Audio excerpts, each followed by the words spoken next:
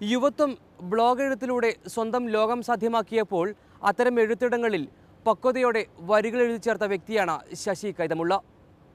പ്രവാസലോകത്തെ പെൺജീവിതങ്ങൾ എങ്ങനെയെല്ലാം ചൂഷണ വിധേയമാകുന്നു എന്ന് ശശി കൈതമുള്ള സ്വന്തം ബ്ലോഗിലൂടെ നമുക്ക് കാട്ടിത്തരുന്നു.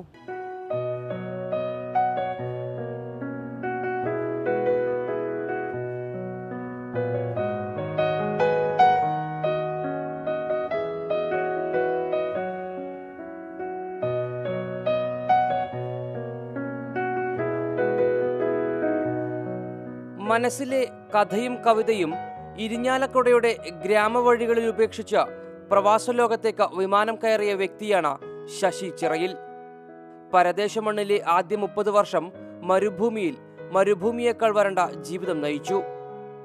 ആ സമയത്താണ് സർഗാത്മകതയുടെ ചുമരെഴുത്തായി ബ്ലോഗുകൾ കടന്നു വന്നത്. ശശി ചിറയിൽ ബ്ലോഗിന്റെ സാധ്യതകളെ ഉപയോഗപ്പെടുത്തി. മലയാളത്തിലെ യുവത്വം ബ്ലോഗെഴുത്തിൽ കൂടുകൂട്ടിയപ്പോൾ അക്കൂട്ടത്തിലെ ഏറ്റവും പ്രായമുള്ള കഥാകാരനായി ശശി ചിറയിൽ. അങ്ങനെ ബ്ലോഗിന് കാരണോർ എന്ന പേര് നൽകി. എന്നാൽ ആ പേരിന് മറ്റൊരു അവകാശിയുണ്ടായിരുന്നു. പിന്നെ മുല്ലപ്പൂവായി. ആ പേരിനും അവകാശിയെത്തിയതോടെ ശശി ചിറയിൽ ബ്ലോഗിൽ ശശി കൈതമുള്ളായി മാറി. ടെലിഫോൺ നമ്പർ എടുത്ത് വിളിച്ചു പറഞ്ഞു, ഞാൻ കാരണവർ എന്നുള്ള പേരിൽ എഴുതുന്നു. അപ്പോൾ എനിക്കൊരുപാട് അനുയായികളുള്ളതാണ്, തെറ്റിദ്ധരിക്കും, അതുകൊണ്ട് നിങ്ങൾ പേര് മാറ്റിയാൽ നന്നായിരിക്കും, പുതിയ ആളല്ലേ എന്ന് പറഞ്ഞു.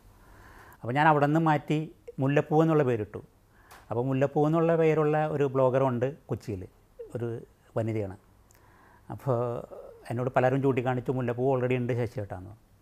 അപ്പോൾ പിന്നെ അവിടെ നിന്ന് മാറ്റി മിന്നാമിനുങ്ങെന്ന് ഇട്ടു.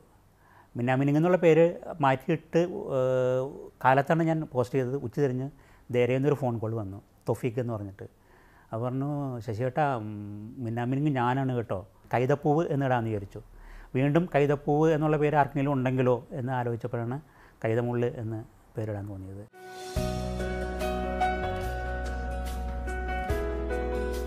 ഏതെങ്കിലും വിഷയത്തിൽ ഒതുങ്ങിയുള്ള എഴുത്തില്ല കൈതമുള്ളിന്. ഗ്രാമവും നഗരവും ചൂഷണവും പ്രണയവും പ്രവാസവും അങ്ങനെ ഏത് പ്രമേയവും കൈതമുള്ളിന്റെ ബ്ലോഗുകളിൽ കഥകളായി കവിതകളായി പുനർജനിച്ചു. ദുബായിൽ കുറെ സ്ത്രീ ജീവനക്കാരുള്ള ഒരു സ്ഥാപനത്തിലാണ് ശശി കൈതമുള്ള ജോലി ചെയ്യുന്നത്. ഈ സ്ഥാപനത്തിലെ സ്ത്രീകളെ പരിചയപ്പെട്ടപ്പോഴാണ് അറിയുന്നത് ഓരോ സ്ത്രീയും മനസ്സിൽ ഓരോ അഗ്നിപർവ്വതം കൊണ്ടു നടക്കുന്നവരാണെന്ന്. ഒട്ടുമിക്കയിടങ്ങളിലും സ്ത്രീകൾ ഇരകളാണ് എന്ന തിരിച്ചറിവിൽ വേട്ടക്കാരനെ തേടി ശശി അലഞ്ഞു. ആ അലച്ചിൽ ജ്വാലകൾ ശലഭങ്ങൾ എന്ന പുസ്തകമായി മാറി. 15 രാജ്യങ്ങളിലെ സ്ത്രീകളുടെ കണ്ണീരിന്റെ ഉപ്പ് കലർന്നിട്ടുണ്ട് ഈ പുസ്തകത്തിന്റെ താളുകളിൽ.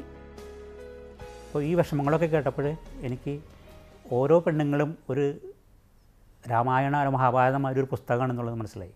അവരുടെ ജീവിതം, അവരുടെ ചെറുപ്പകാലം, അവരുടെ യൗവനകാലവും, അവരുടെ ഭർത്താക്കന്മാരും അവരുടെ ബന്ധുക്കളും എല്ലാം അവരെങ്ങനെയൊക്കെ ചൂഷണം ചെയ്യുന്നു. അവർക്കൊക്കെ ഓരോരുത്തർക്കും 100 കഥകളാണ് പറയാനുള്ളത്. അപ്പോൾ എനിക്ക് തോന്നി ഇവരെക്കുറിച്ച് എഴുതിയാലോ. പക്ഷേ അവരുടെ പേര്, നാഷണാലിറ്റി അത് തന്നെ വെച്ചിട്ടുണ്ട്. പേരും ബാക്കിയുള്ള കാര്യങ്ങളൊക്കെ മാറ്റിയിട്ട് സ്ത്രീകൾ ജ്വാലകളായിട്ടും അതേസമയം തന്നെ ശലഭങ്ങളായിട്ടും വരുന്നുണ്ട്. തീയാണെന്ന് മനസ്സിലാക്കാതെ ജ്വാലകളിലേക്ക് ആകർഷിക്കപ്പെട്ട് അതിൽ വെന്ത് മരിക്കുന്നില്ല, ചിറകെല്ലാം കൊഴിഞ്ഞ് നടക്കാനും നിൽക്കാനും പറ്റാത്തൊരു പരുവത്തിലുള്ള പെണ്ണുങ്ങളാണ് അവർ. വീട്ടുകാരും കല്യാണം കഴിച്ച ഭർത്താവും നാട്ടുകാരും എല്ലാം അവരെ കൊണ്ട് മുതലെടുക്കുന്നുണ്ട്. എല്ലാ പ്രവാസികളെയും പോലെ ഗൃഹാതുരത്വത്തിന്റെ ഓർമ്മ മുനമ്പുകളിൽ കെട്ടുപിണഞ്ഞു കിടക്കാനൊന്നും ശശി കൈതമുള്ള തയ്യാറല്ല. പ്രവാസിയുടെ പതിവ് പൊങ്ങച്ച എഴുത്തുകളുടെ ലിപി അറിയില്ല ശശിക്ക്. നാട്ടിലെയും ദുബായിലെയും ജീവിതം ചേർത്ത് ഒരു പുതിയ പുസ്തകം ഉടൻ പുറത്തിറങ്ങും. കാപട്യങ്ങളില്ലാത്ത ഇന്നലെയും ഇന്നും നാളെയും ആ പുസ്തകത്തിലുണ്ടാകുമെന്ന് ശശി വായനക്കാർക്ക് ഉറപ്പു തരുന്നു.